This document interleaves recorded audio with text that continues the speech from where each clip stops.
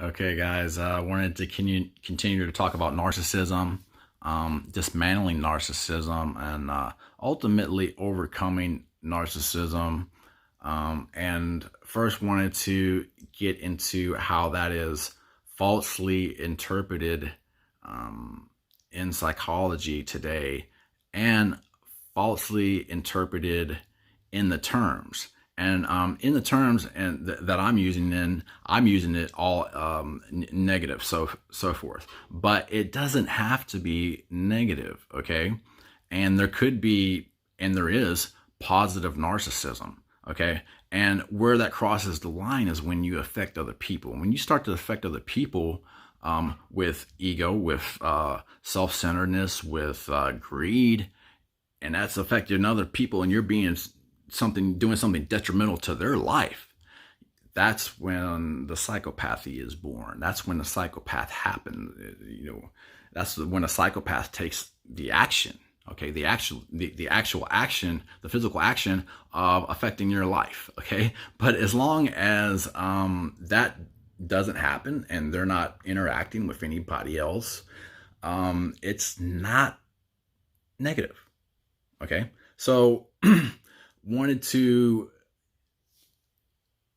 start about where narcissism is born. Narcissism, and how that is created in negative, is born from a void being created. Okay, and that could have been daddy, mommy issues, parental issues, a scarred relationship, a trauma.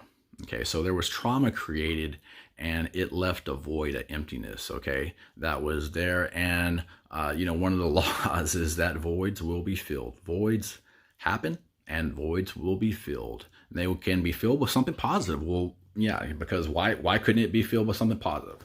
And that, but a realization would have to happen that the void was even there in the first place. You would have to actually and for some of these people that could be difficult.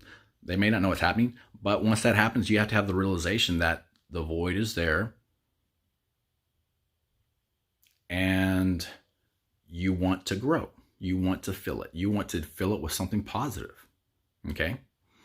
And, I'm going to get into later about how that could be done. But, admitting that can be very, very difficult, especially for some of these people, it can almost be impossible. Okay. But the void there, and the next step is that they're seeking attention to fill the void. Okay.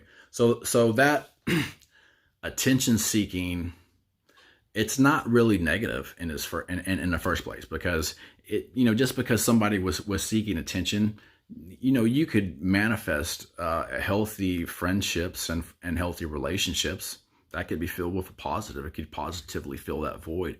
You could positively fill those parental issues with a positive male role model. A positive role model that was actually doing beneficial stuff and helping you grow in so many different ways that the void was filled positively and it didn't affect anybody else negatively. Okay, so just seeking attention doesn't have to be negative, but I start to do these videos because when people start to seek attention, and they start to act out negatively and affect your life in a negative way, they start telling it they're seeking attention, but ultimately they start to tell lies. They start to act out on this. They start to practice the egocentric, the egotism of and in lies, stealing, doing different things, spreading rumors, these other kind of petty things, but they start to affect things negatively.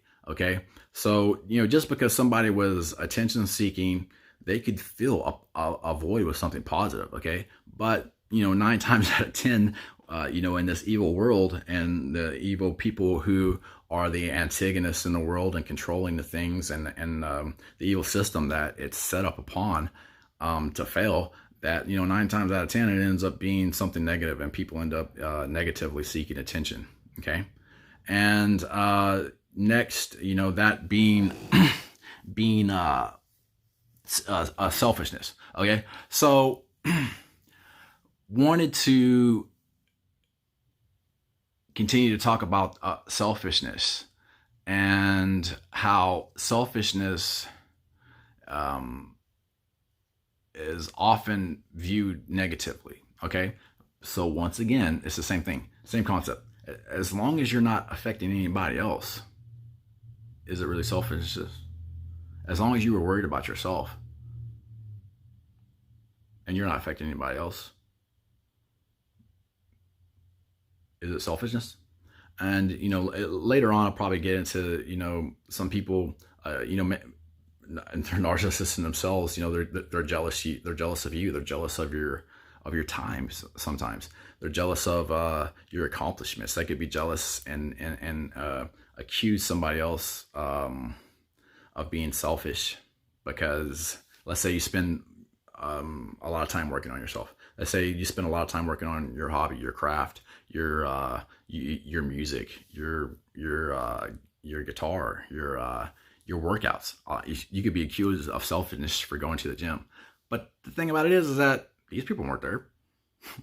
I'm not affecting them. What business or relevance do they even have to make these accusations? Well, they don't. Because it didn't affect them. What business is that until I affect them? It's not. So they start to overstep their bounds, and it's often viewed as being negative.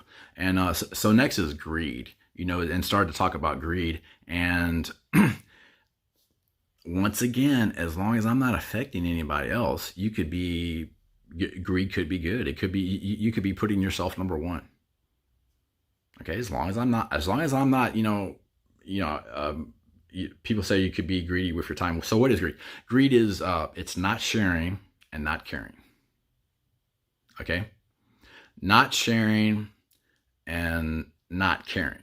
Okay, so if I was greedy with my time and I wanted to spend my time working in the gym, I don't have friends or family or anything else or people that deserve my time. Whose business is it for somebody else to tell me, what to do or how to live my life or how to spend my time even, what I'm saying? It's not really relevant, what I'm saying? So it's falsely interpreted as greed, but I don't interpret it that way. And a lot of things in life, people will, they'll make these accusations and it's interpreted negatively when it could have been something positive. Okay. Could just very well be something positive or something neutral. How about that? We could just go with neutral. Okay. And but it's spun, negatively. Okay. And so greed, not caring, not sharing, but greedy, and narcissism and how that was related. So not caring, not sharing, but also them not wasting not wasting money, and how that was related to this fake, phony monetary system. And the people might make an analogy of like bankers being greedy, not caring, not sharing with other people. But once again, as long as I'm not affecting anybody else and it didn't affect anybody else, what business is it for them to tell you? Okay, so moving on into the next little bullet point that I have here is jealousy. And jealousy is where it crosses the line into psychopathy. Okay, so psychopaths are born once it manifests into jealousy. So this attention seeking and jealousy is where it most definitely crosses the line, because that is wanting what somebody else has. Okay, that is ultimately a pessimistic viewpoint, where they're not going, the opposite of optimism is pessimism, and they are jealous and they want what you have. They are not optimistic. They're not thankful for their cup being half full. They want the few drops that are in your cup. They want what they don't have. And they're jealous. So they don't realize that they even have half a cup. Could be worse. But yet they want something that they don't have. And so that's where it crosses the line, because they start to affect other people. Okay. And when they start to act out on this jealousy, there's a few different steps that it starts to get into. Okay. So I'm going to get into to those here in another video, but I'm going to go ahead and, start to upload these. But, so once again, I wanted to reiterate those terms, negatively being, narcissism being falsely interpreted as something negative.